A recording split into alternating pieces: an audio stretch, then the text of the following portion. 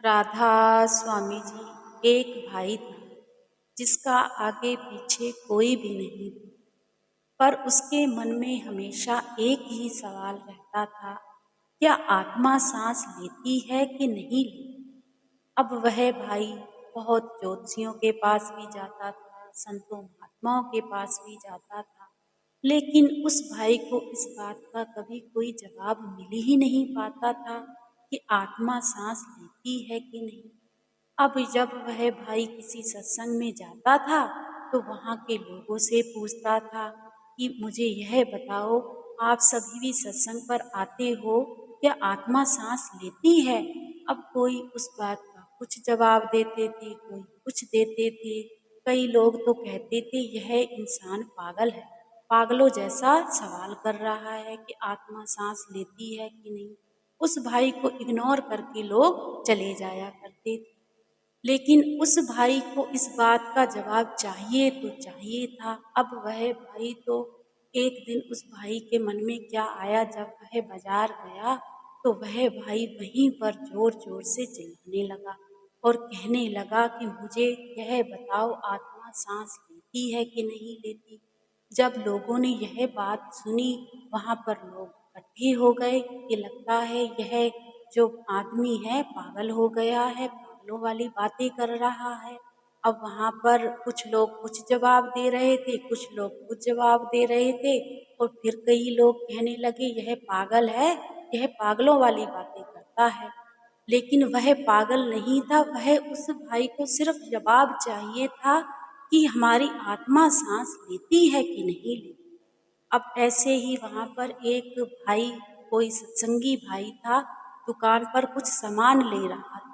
जब उस भाई ने यह बात सुनी तो वह भाई दुकान से बाहर आया। बाहर आके देखा कि वह भाई जोर जोर से चिल्ला रहा है कि मुझे कोई तो बताओ कि आत्मा सांस लेती है कि नहीं लेती। अब वह सत्संगी भाई उस भाई के पास गया और जाकर कहने लगा कि भाई, इतना क्यों चिल्ला रहे हो, क्यों ऐसे बोल रहे हो। तो वह भाई कहने लगा कि मैं तो यह पूछ रहा हूँ कि हमारी आत्मा सांस लेती है कि नहीं लेती। अब वह जो सत्संगी भाई था वह कहने लगा कि भाई, यह बातें ऐसे नहीं पूछी जाती हैं, तुम क्यों इतना चिल्ला रहे हो, ऐसे तो लोग तुम्हें पागल कहेंगे, ऐसे नहीं करते हैं, जाओ तुम अपने घर जाओ। वह भाई कहने लगा कि नहीं, मुझे अगर आपको इस बात का पता है तो आप ही मुझे जवाब दे दो, मैं तो सच में ही पागल हो गया हूँ यह सवाल सोच सोच के। अब वह सत्संगी भाई कहने लगा कि देख भाई, मैं बाजार में तो इस सवाल का जवाब दे नहीं सकता, इसी शहर में मेरा घर है, मैं तुम्हें एड्रेस बता देता हूँ, तुम कल सुबह हमारे घर पर आ जाना। अब वह भाई बड़ा खुश हुआ। उस भाई ने अगले दिन का इंतजार किया और सुबह होते ही वह भाई उनके घर पहुंच गया। जब उनके घर पहुंचा तो वह सत्संगी भाई अपना भजन सिमरन कर रहा था। जब घर पर उनके गया तो परिवार वालों से कहने लगा कि मुझे भाई साहब से मिलना है। तो परिवार वाले कहने लगे वह तो अपनी अबे भजन सिमरन पर बैठे हुए हैं, पाठ पूजा कर रहे हैं, तो आप थोड़ी देर में आ जाना। वह जो भाई था कहने लगा कि नहीं, मैं यहीं पर ही बैठकर इंतजार करूंगा, जब वह अंदर से आए तो मुझे जरूर मिलाना, कल वो मुझे मिले थे और मुझसे कह रहे थे। अब वह भाई 1 घंटा इंतजार करता रहा। जब 1 घंटे बाद सत्संगी भाई अपना भजन सिमरन करके बाहर आया तो उस भाई ने देखा कि भाई साहब बैठे हुए हैं। अब सत्संगी भाई बाहर आकर बात की। अब वह भाई कहने लगा कि भाई मुझे बताओ, अब क्या आत्मा सांस लेती है कि नहीं लेती। तो सत्संगी भाई कहने लगा कि यह सवाल तुम अपने आप से क्यों नहीं पूछते हो, तुम्हें पता है कि आत्मा कहाँ है। तो वह जो भाई था वह कहने लगा मुझे पता है, आत्मा तो हमारे अंदर है, पर मुझे यह पता नहीं है कि आत्मा सांस लेती है कि नहीं लेती। तो वह सत्संगी भाई कहने लगा कि भाई, यह तो तुम्हें खुद को ही अनुभव करना पड़ेगा, अब वह भाई यह बात सुनकर बड़ा अचंभे में हो गया कि मैं खुद कैसे अनुभव करूँगा। अब वह भाई सत्संगी भाई से कहने लगा कि यह तो मैं बहुत अनुभव कर चुका हूँ। मुझे अंदर से कुछ नहीं दिखता, ना मुझे यह पता चलता है कि हमारी जो आत्मा है वह साँस लेती है कि नहीं लेती।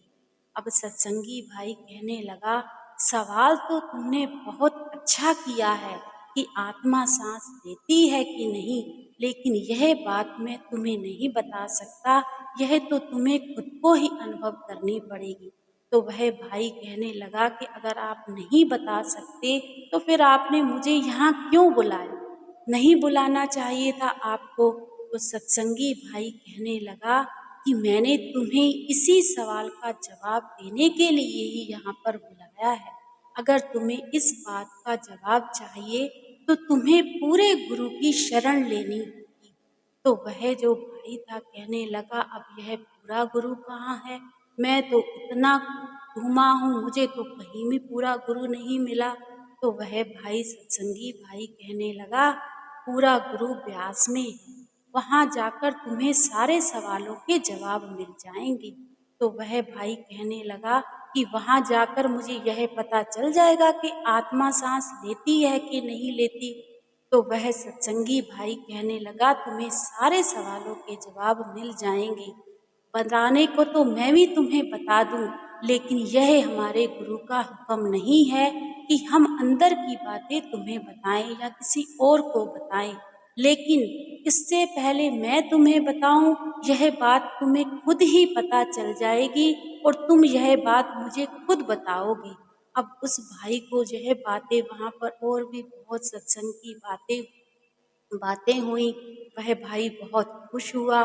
तो वह भाई ने एड्रेस पूछकर वह भाई ब्यास पहुंच गया। ब्यास पहुंचकर जब देखा तो वहाँ का माहौल बहुत अच्छा था। जब बाबा जी स्टेज पर सत्संग के लिए आए तो उनका नूरी चेहरा उस भाई से सहन नहीं हो रहा था। वह सोचने लगा कि यह तो सच में ही मुझे यह बता देंगे कि हमारी आत्मा सांस लेती है कि नहीं। वहाँ पर बहुत अच्छा सत्संग हुआ, सारी अंदर की ही बातें हुई। अब उस भाई के मन में था कि मुझे नामदान भी मिल जाए।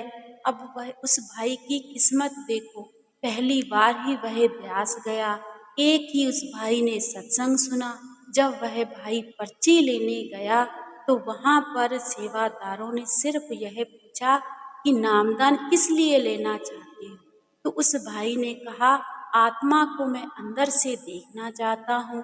जब यह बात सेवादारों ने सुनी तो उस सेवादारों ने बिना और कुछ पूछे उस भाई को पर्ची मिल गई। उस भाई को जब पर्ची मिल गई तो नामदान मिलना था अगले दिन। तो जब वह भाई नामदान के लिए गया तो वहाँ पर बिठाया गया तो बाबा जी जब स्टेज पर आए, उस समय बाबा जी का जो नूरी स्वरूप था वह इतना तेज था कि उस भाई को ऐसा लग रहा था कि लाखों करोड़ों सूरजों की रोशनी वहाँ पर हो गई हो। तो वह भाई कहने लगा, अब तो मुझे यह सच में ही पता लग जाएगा कि आत्मा सांस लेती है कि नहीं लेती। तो उस भाई ने जब बाबा जी ने नामदान शब्द बताए, सारा कुछ प्रोसेस हुआ वहाँ पर, तो उस भाई ने बड़े ध्यान पूर्वक सारा कुछ देखा सुना और जैसे जैसे बताया वैसे वैसे उस भाई ने किया। जब नामदान लेकर वह भाई घर आ गया तो घर पर भी उस भाई का बस ख्याल यही था कि अब तो मैं दिन रात एक कर दूंगा, मुझे अंदर से यह बात देखनी है कि आत्मा सांस लेती है कि नहीं लेती। अब यही उस भाई के मन में दिन रात वह भाई घंटों घंटों भजन सिमरन पर बैठा रहता था। ना उस भाई को खाने की चिंता, ना पीने की चिंता। अब उस भाई का जो भजन सिमरन था वह पक्का हो गया था और उसको कुछ भी अच्छा नहीं लगता था। ऐसे ही जब उस भाई को एक आध महीना नामदान के लिए हो गया तो ऐसे ही उस भाई का एक दिन जो अंदर का जो आत्मा स्वरूप था, रूहानी मंडल थे, वो सारे के सारे खुल गए। जब उस भाई को अंदर से हजारों सूरजों लाखों करोड़ों की रोशनी हुई। जब सतगुरु के अंदर से दर्शन हुए तो उस भाई को बर्दाश्त ही नहीं हुए और उस भाई ने एकदम से अपनी आंखें खोल दी। जब देखा कि चारों तरफ तो अंधेरा ही अंधेरा है, अंदर इतना प्रकाश था। अब उस भाई को कुछ भी समझ में नहीं आ रहा था। वह इतना खुश हो गया और जैसे कि पता नहीं कैसी हरकतें करता, हंसता, खेलता, कूदता हुआ उस सत्संगी के घर पहुंच गया। अब वहां जाकर जोर-जोर से भाई साहब जी आवाजें लगाने लगा। अब भाई साहब जी फिर से अपने भजन सिमरन पर ही बैठे हुए थे। जब सुना कि बाहर से कोई आवाज आ रही है, तो भाई साहब जी अंदर से बाहर आ गए। आकर देखा तो वह भाई तो इतनी तेज से बोल रहा, भाई भाई साहब जी जो मैं चाहता था वह मुझे मिल गया, जो मैं आपसे सवाल करता था उसका जवाब मिल गया। तो वह जो सत्संगी भाई था वह कहने लगा, शांत हो जाओ, शांत हो जाओ, मुझे सब बातों का पता है, मुझे तो पहले ही पता था। तुम इतनी तेज मत बोलो, चुप हो, पहले बैठो, पानी पियो, इतने क्यों उतावले हो रहे हो? तो वह जो भाई था वह कहने लगा कि मुझसे बर्दाश्त नहीं हो रहा है, मुझे जो आज अंदर से दिखा है ना, मैं कैसे आपको बताऊं? तो वह सत्संगी भाई कहने लगा कि मेरी बात ध्यान से सुनो, यह बातें किसी को बताने वाली नहीं होती हैं। क्यों इतनी तेज तेज से बोल रहे हो? शांत हो जाओ, सारी बात बैठ कर करते हैं। अब उस भाई को थोड़ा पानी वगैरह पिलाया और उसको बिठाया और बिठाकर फिर सत्संगी भाई ने पूछा कि बताओ क्या बात है? तो उस भाई की आंखों में आंसू आ गए और वह रोने लगा। अब वह इतनी तेज से रोने लगा, पहले इतना हंसी जा रहा था और फिर जब रोने लगा तो फिर रो ही जा रहा था। अब सत्संगी भाई कहने लगा कि तुम्हें हुआ क्या है बताओ? फिर वह भाई रोते रोते कहने लगा कि यह जो सवाल मैं हमेशा सबसे पूछता था ना, उसका जवाब तो अंदर ही है। मैं तो तुम्हारा भी शुक्रिया अदा करता हूँ कि तुम मुझे मिले और तुमने मुझे हमारे सतगुरु से जोड़ा। आज तक तो मैं भटकता ही रहा और मेरे मन में यही सवाल था कि आत्मा सांस लेती है कि नहीं लेती। तो वह सत्संगी भाई कहने लगा, बताओ फिर आत्मा सांस लेती है कि नहीं लेती?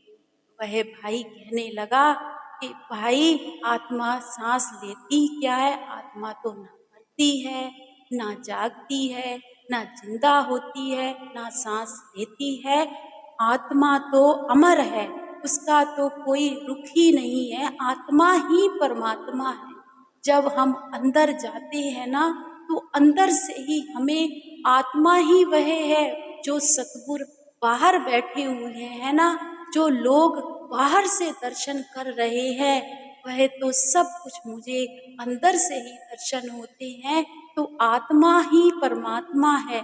मैं तो इतने टाइम से भटक रहा था कि आत्मा सांस लेती है कि नहीं लेती। आज मुझे पता चला है कि आत्मा तो अमर है, आत्मा ही परमात्मा है। जब यह बातें उस सत्संगी भाई ने सुना और वह कहने लगा कि भाई तभी तो मैंने तुम्हें यह कहा था कि यह जवाब मैं तुम्हें नहीं दे सकता। जब तक हम उस चीज को देखेंगे नहीं, जब तक हम उस चीज पर मेहनत नहीं करेंगे, हम चाहे कुछ भी कहते रहें, कोई कुछ भी कहता रहे, हम उस चीज पर विश्वास ही नहीं कर सकते। क्योंकि विश्वास हमें तभी होगा जब हम उस चीज पर मेहनत करेंगे, अंदर से भजन सिमरन करेंगे, अंदर से उस चीज को देखेंगे। अगर मैं तुम्हें यह बातें कहता ना कि आत्मा ना सांस लेती है, ना मरती है, ना कभी जिंदा होती है, आत्मा तो अमर है, तो शायद तुम मेरी बातों पर विश्वास करते ही नहीं। इसीलिए मैंने तुम्हें रास्ता वह बताया जो मालिक के साथ जुड़ा हुआ था, वह ही पूरा गुरु है। अब तुम्हें अंदर से पता चल गया है ना, अब तुम कभी किसी से सवाल करोगे ही नहीं।